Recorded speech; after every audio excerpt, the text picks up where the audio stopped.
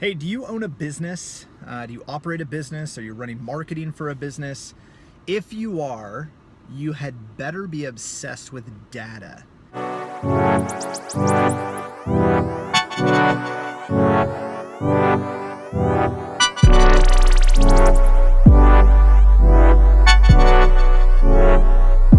You're my snorkel buddy. Buddy.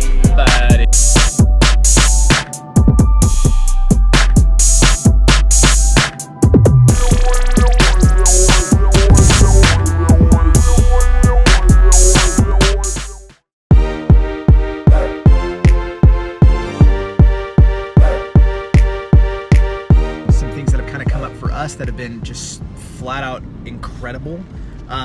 And something that we just came across just recently that is going to probably be a little bit of a game changer for ourselves and some of our clients. It's going to be pretty incredible.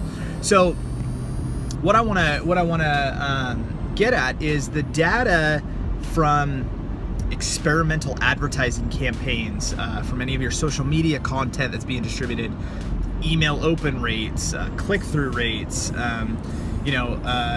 landing page optimization, all of these things, right, that matter. So somebody visits your website and they need to pay attention, you need to pay attention to, how many people visit, like what type of conversion rates you're having, what type of, readability, you're getting on those pages, things like that. All of that stuff matters, right? And so the data is important.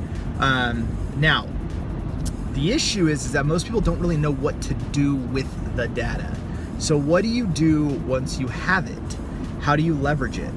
And especially when it comes to social media. Right now, a big argument and something that we see a lot with clients is that they don't understand how to take their audience, their following, and monetize it and convert it into, clients and paying customers and things like that. And it's difficult. It really is. So there's no confusion about that.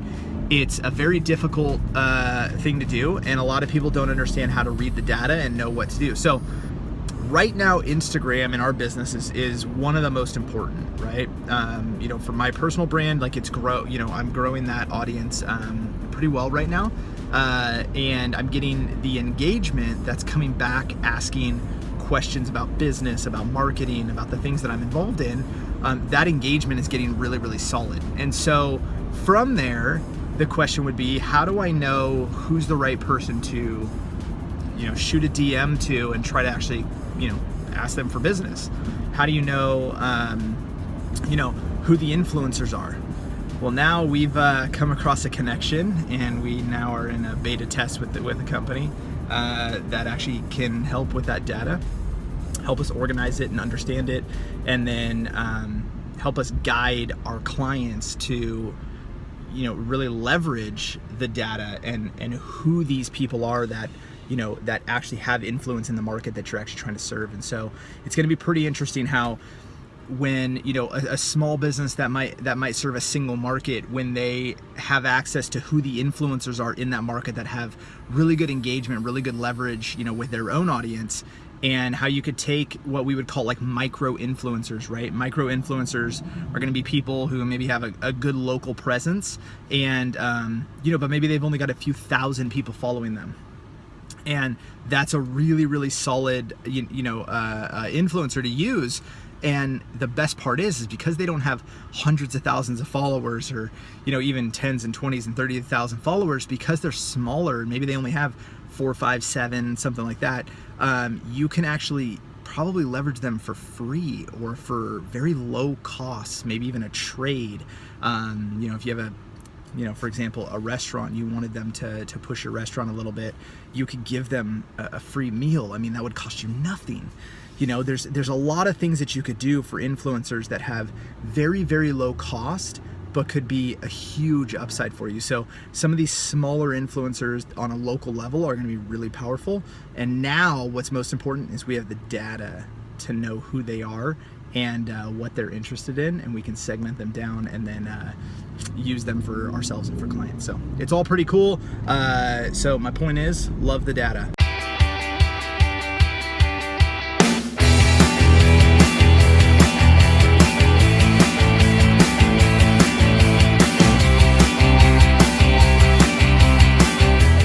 All right, Marketing tip of the day. So let's see, no matter what kind of business you're in, you need new customers, you need new clients all the time, right? You need to continuously grow so that you can bring on new staff, you can build a better team, you can make more money, all of those things.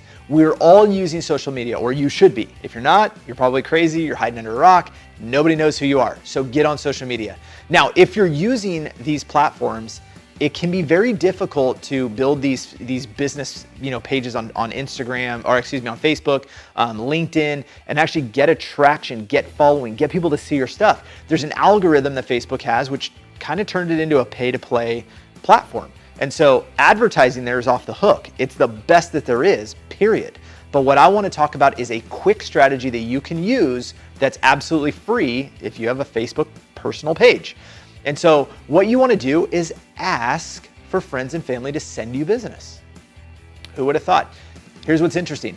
A lot of people are very, very scared to actually ask for business. So here's what's working really, really well right now.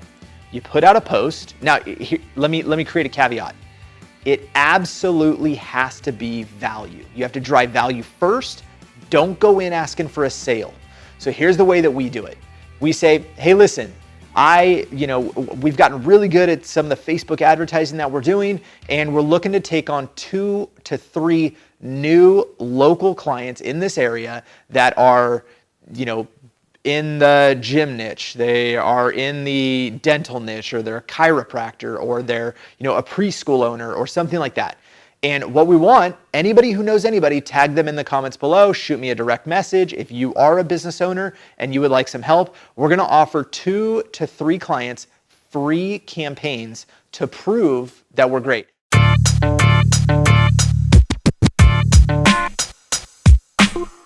So today has been about a 50-50 day with business development and just grinding it out, doing actual work. So it's kind of interesting how just kind of my days are getting segmented. I'm running like third. So I run about a third of my day doing business development, obviously growing business, going to meetings, pitching new clients, following up with pitches, answering questions, and really like the deal closing type stuff. And then a third of my time is spent like in operations inside my business. We have employees, we have, out of state employees. So there's, all of that stuff to do. And then that's just internal, right? Then there's like, internal marketing stuff that we do that requires attention. And then there's on top of that, then there's the actual doing. There's still areas of the business I actually operate and I still do, because I don't have anybody in my place that actually can do what like I'm really good at. And so I haven't found that replacement yet. And I think in time, I have them. I just think in time, they'll get there, and it'll happen soon. But in this moment, I still do some of that work, the actual work, the grind. So this isn't pretty. It's not what entrepreneurship and like what owning businesses like people think it is, but this is real life business. This is how it runs. So it's all good. We've got let's see, yesterday we just signed a new local client, Loomis Basin Brewery, and they're a really, really cool business. They also own a gastropub, so we're going to get our hands on both of those. We got a meeting set up tomorrow to roll that out. We've already started kind of, my goal is to over deliver, right? So we're rolling out some, ahead of the game. We're rolling out some of our mock-ups and stuff to kind of just hopefully wow them a little bit, get them excited, as we move forward. So we have our first official client onboarding meeting tomorrow, and then let's see, finishing up a couple client projects. Got some websites we rolled live, kind of transitioning some clients out that we're not needing. We just don't need them in our portfolio anymore. It's not really a good fit anymore. We've kind of outgrown what we can offer them, and so we've passed some of those on. Couple new clients in Seattle. One literally should be signing any minute. We've been waiting for Seattle traffic. She's been driving, so not having her do it while she drives, but that'll actually be an interesting one. We have it's literally like it's actually kind of a cool one because we've never done it before. but it's a driving school. And so it'll be fun to get into a market that we've never been in before, that we can learn a lot from. We can, test some new theory and things like that. I like it that you get me like nobody else. Make me melt, cause them other bitches sorry for them other bitches blowing riches.